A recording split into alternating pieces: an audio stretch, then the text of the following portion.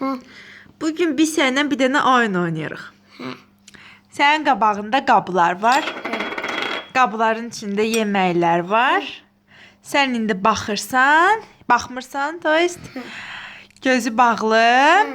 Əlivi vurursan, qabların içindən mən sənə deyəcəm hardan başlamaq lazımdır. Qabların içindən birini götürürsən, ağzına qoyub dadından tapırsan ki, bu hansıdır. Başladıq. Zeytun. Правильно. Dayan. Onu ye qutarsan. İndi bunu.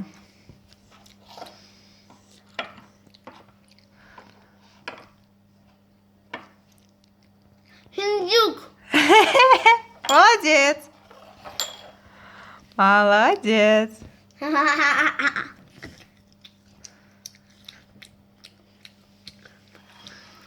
А теперь?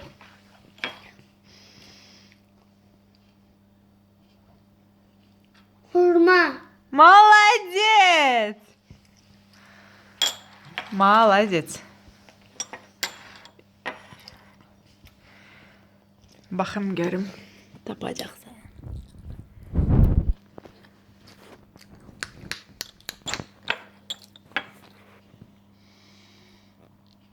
Görsən Yəsiyə? Konfet. Правильно. Bəs nəlidir? Kubrinkalı. Правильно. Молодец, Россия. Hamısını tapırsan.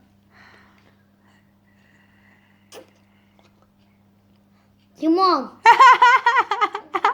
Yavaş dala gitme yıkılarsın. Şimdi kapatımı benden. Limon.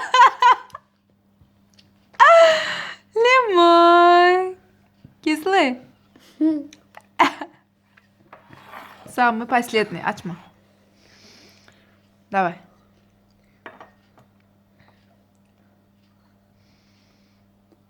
Hıyar. Yağ. Yemem mi sen?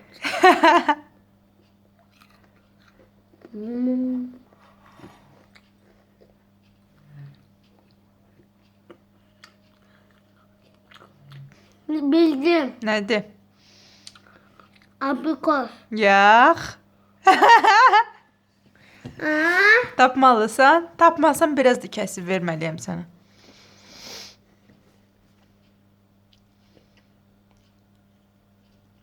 Nəyə oxşar dadı?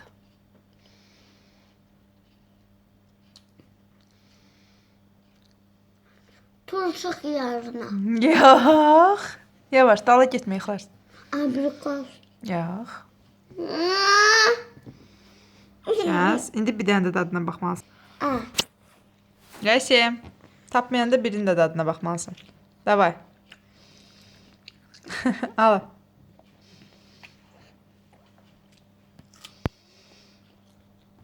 Baxma. Hıyar. Of. Baxma. Baxma. Aa. Ya altından qaldırırsan. Çıxalıq eləmə. Yemiş. Yemiş. Qışda yemiş olar. Tapmadın. Jasi, tapmadın. Kuruşa. Молодец! Kuruşa. Aç gözünü bax nə idi? Kuruşa. Ne? Правильно, çak. Jasi.